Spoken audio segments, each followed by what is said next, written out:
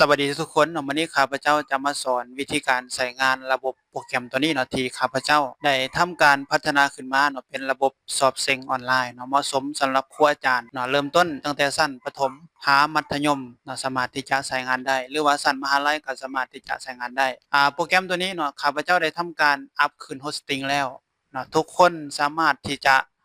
เสิร์ชหาหรือว่าค้นหาเว็บตัวนี้เนาะไปทดสอบไปทดลองใช้งานได้เลยเนาะ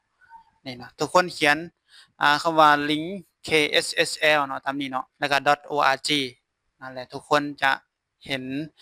เว็บไซต์ตัวนี้เนาะที่ข้าพเจ้าได้ทำการอัปขึ้นไปแล้วเนาะทุกคนสามารถที่จะใช้งานได้เลยเนาะในเมื่อทุกคนเข้าหน้านี้แล้วเนาะทุกคนจะเห็นหน้าภาษาตัวนี้สามารถสลับได้3ภาษาเนาะว่าจะเป็นภาษาไทยเห็นบ่ภาษาไทยภาษาอังกฤษเนาะจะสามารถสลับภาษาได้เนาะคันเฮาเป็นคนลาวเลือกเป็นภาษาลาวเนาะแล้วข้อยจะเข้าเป็นฐานะผู้ดูแลเนาะข้าพเจ้าจะเข้าฐานะผู้ดูแล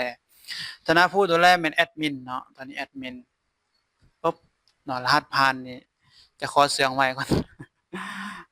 หลังจากนั้นให้ทุกคนเข้าสู่ระบบปุ๊บเนาะในเมื่อ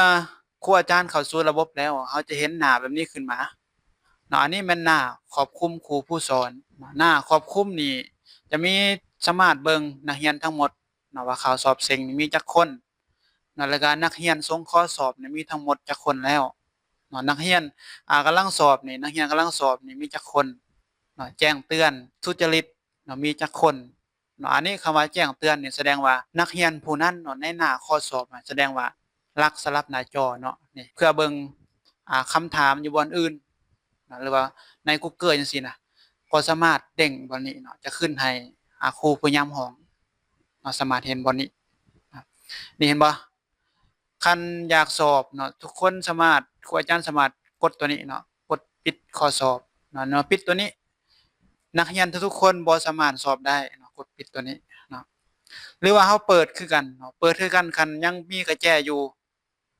นักเรียนผู้นั้นก็บ่สามารถที่จะสอบเนาะเห็นบ่คันนักเรียนผู้นั้นจะสอบได้ต้องได้ปลดกระแจตัวนี้เนาะปลดกระแจแล้วสถานะจะขึ้นคำว่ากำลังสอบเนาะเห็นบ่ตอนนี้อาจารย์ได้ทำการทดสอบแล้วเห็นบ่ทดลองให้ในแต่ละคนนี่เห็นบ่อันนี้ส่งข้อสอบจะขึ้นแจ้งเตือนแบบนี้แสดงว่าผู้นี้นี่รักกายเนาะจะขึ้นว่ารักกายบ่จบการสอบเนี่ยเนาะนี่จบการสอบจะขึ้นวันนี้เนาะหรือว่าจะปลดทั้งหมดทุกๆห้องก็ได้เนาะปลดล็อกทั้งหมดนี่ปุ๊บเห็นบ่ปลดล็อกทั้งหมดเนาะทุกคนก็สามารถที่จะทำการเข้าสอบเซ็งได้แล้วคันล็อกปุ๊บมันจะล็อกนี่เนาะกดล็อกเนาะเห็นบ่ล็อกห้องเนี่ยนี่เนาะกดล็อกห้องเห็นบ่มันสิล็อกแบบนี้สามารถปลดแต่ละคนปลดแบบทั้งหมดก็ได้โอเคตอนนี้ข้าพเจ้าจะทำการปลดแบบทั้งหมดทุกคนเนาะทุกคนสามารถที่จะเข้าสอบได้เนาะเห็นบ่เข้าสอบได้นี่หลังจากนั้นไปเบิ่งหน้านี้เนาะหน้าเบิ่งคะแนนปุ๊บเบิ่งคะแนนในหน้าเบิ่งคะแนนนี่เนาะทุกคนจะขึ้นสถานะเนาะเห็นบ่จะขึ้นสถานะอันนี้นะผู้ใดสอบแล้วส่งแล้วจะขึ้นมาเนาะการแจ้งเตือนนะพวกนี้แสดงว่ารักกายเวลาที่ใช้ในการสอบทั้งหมดเท่าใดจะขึ้นวันนี้เนาะคะแนนรวมเท่าใดอันนี้แม่นข้าพเจ้าเลือกรูปแบบมหาลัยเด้อชั้นมหาลัยเนาะคันว่าได้ F แสดงว่านักเรียนผู้นี้นี่บ่ผ่านเกณฑ์เนาะนี่ติด F แสดงว่าคะแนนต่ำ40ลงมาเนาะจะติด F คันคะแนนผ่านเนาะจะขึ้น55ขึ้นไปแสดงว่าได้ดี ได้ดีหั่นยังอยู่ในเกณฑ์ที่ว่าบ่ผ่านเนาะต้องได้ไปแก้คือเก่าเนาะเห็นบ่จะขึ้นแบบนี้เนาะแล้วก็สามารถเลื่อนลงมาได้เห็นบ่ได้ F ติด F เบิดจังซี่นะแล้วก็กวาดเบิ่งคะแนนเนาะกวาดเบิ่งคะแนนหน้านี้ปุ๊บในหน้ากวาดเบิ่งคะแนนนี่จะขึ้นสถานะแบบนี้เนาะส่งแล้วมีจักคนนะกวาดแล้วจักคนรอท่ากวาดจักคนเนาะอันนี้แม่นข้อสอบปารนัยเห็นบ่สามารถเลื่อนลงมาเบิ่งมันจะแสดงบนนี้เนาะนี่กวาดเบิ่งคะแนนเนาะสามารถกวาดเบิ่งคะแนนวันนี้ก็ได้ปุ๊บนี่กวาดเบิ่งข้อตอบใดที่นักเรียนเพิ่นตอบถูกตอบผิดจะแสดงบนนี้ทั้งหมดเห็นบ่ของแต่ละคนนี่แล้วก็ นี่เห็นบ่จะแสดงวันนี้เนาะโอเคห้องต่อไปจัดการห้องเนาะในหน้าจัดการห้องอาจารย์ผู้ย้ำห้องสามารถเพิ่มวันนี้ได้ก่อนซื้อห้องใดที่เพิ่นเรียนหรือว่าห้องใดที่กำลังที่จะสอบเส็งสามารถก่อนซื้อห้องเนาะเลือกระดับจะเริ่มต้นอนุบาล1หามหาลัยเนาะแต่ดีสุดหั่นให้ใส่ในมหาลัยซะหรือว่ามัธยมเนาะคันอนุบาล1ครับปห้านี่บ่แนะนำให้เล่นโซเชียลเนาะเห็นว่าแต่เฮ็ดเพื่อไว้เนาะเฮ็ดเพื่อไว้บัดนี้โอเคเห็นบ่เพิ่มห้องเนาะเลือกครูประจำห้องระดับต่างๆตามนี้กดบันทึกนะบัดนี้จัดการนักเรียนเนาะในหน้าจัดการนักเรียนนี่ครูอาจารย์สามารถที่จะกดเบิ่งบัดนี้ก็ได้เนาะกดเพิ่มนักเรียนเนาะนักเรียนทั้งหมดมีจักคนเนาะนักเรียนส่งข้อสอบทั้งหมดจักคนยังบ่ทันส่งจักคนจะขึ้นบนนี้เนาะแล้วก็จะขึ้นอันนี้นะรูปบิ๊กเนาะเห็นบ่รูปเสือดำคลิกเข้าไป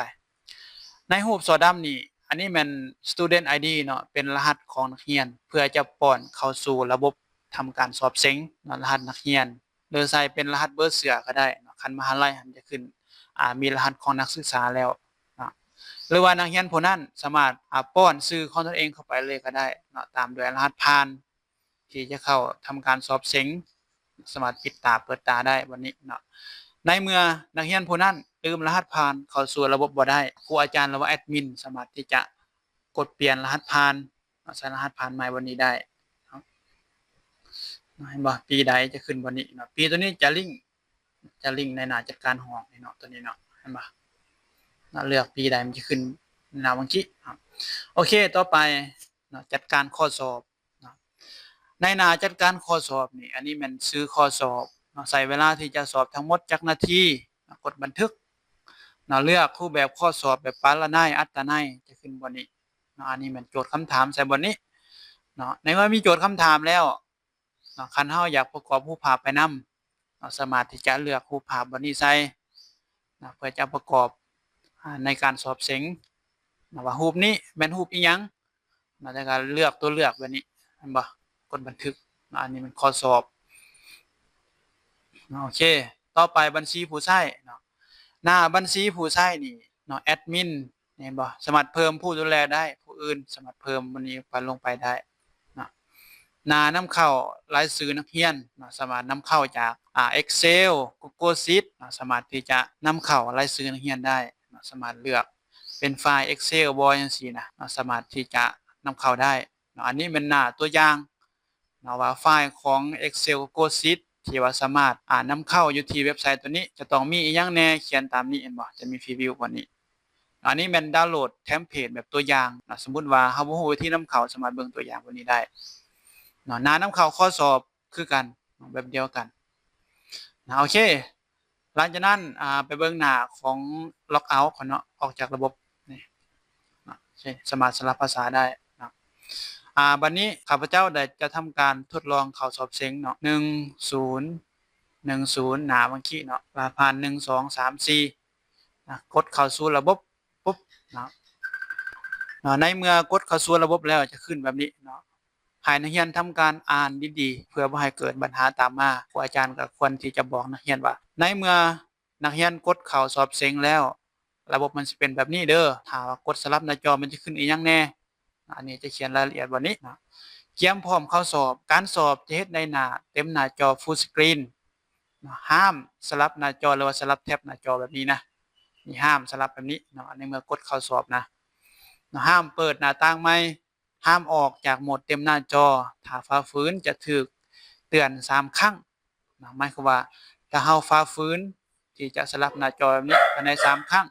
ระบบจะทำการส่งข้อสอบแบบอัตโนมัติให้เฮาแสดงว่าในเมื่อฝ่าฝืนจะถูกแจ้งเตือนภายใน3ครั้ง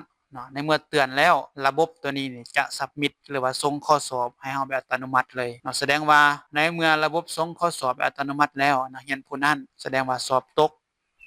โอเคต่อไปกดเข้าโหมดเต็มหน้าจอเริ่มสอบปุ๊บเห็นบ่มันจะเป็นหน้าแบบนี้นะสมมุติตอบอันนี้มันบ่ฮู้เนาะอยากเบิ่งบ่อนอื่นอยากเบิ่งจากอินเทอร์เน็ตออกจากหน้านี้สมมุติตอบแล้วบ่ได้บ่จื้อหรือว่าบ่ฮู้บ่คำถามแบบใดอยากให้เบิ่งกดออกปุ๊บมันจะขึ้นแบบนี้เห็นบ่คำเตือนคันเตือนภายใน1 หา 3 ครั้งมันจะเขียนรายละเอียด กดพบพยายามสลับหน้าจอออกจากโหมดสอบการแจ้งเตือนเหลือเท่าใดนี่ถ้าสลับแล้วกดปุ๊บโอเคต่อไปกดออกอีกนะจะขึ้นครั้งที่2แล้วหรือว่ายังให้ข้าพเจ้าสลับตัวการแจ้งเตือนนี่เพียง1ครั้งก็ได้เนาะมีแต่เซตบอกรวมรายละเอียดหลังบ้านเติมหรือว่าแจ้งเตือนภายใน2ครั้งบอกครั้งต่อไปให้มึงกด submit เลยก็ได้เนาะเห็นบ่ปุ๊บออกอีกมันจะขึ้นแบบนี้อันนี้แม่นคำเตือนเนาะแสดงว่าขึ้นแบบนี้กดพบพยายามสลับหน้าจอออกจากโหมดสอบนี่แม่นคำเตือนสุดท้ายถ้าฝ่าฝืนครั้งต่อไประบบจะส่งข้อสอบทันทีปุ๊บนี่แสดงว่าคันขึ้นแบบนี้ได้ทำการยุติข้อสอบแล้วผู้นั้นแสดงว่าสอบตกแม่นบ่นี่เนาะถ้าขึ้น 2% แสดงว่าตกแล้วถ้าขึ้น 55% ขึ้นไปแสดงผู้นั้นสอบผ่านแต่ว่าได้ดีคันได้6 70ก็คะแนนตามนั้นได้ C บ่จังซี่ได้ B บ่ขึ้นตามความเหมาะสมของนักเรียนผู้ตอบนี่เห็นบ่จะแสดงว่านี้นะสามารถกดเข้าหน้าหลักได้ปุ๊บเห็นบ่สอบใหม่โอเคเนาะอันนี้เป็นสาธิตวิธีการใช้งานระบบสอบเซ็งออนไลน์เนาะถ้าว่าครูอาจารย์ท่านใดอยากจะไปทดลองใช้สามารถที่จะเซตถามทางเฟซทับสอนคอมพิวเตอร์ของข้าพเจ้าเนาะหรือว่าอารมณ์ปัญหาต่างๆจะได้แบบนี้อยากให้ข้าพเจ้าเพิ่มเติมสามารถเซตถามรวมรายละเอียดเติมก็จะประมาณนี้เด้อขอขอบใจ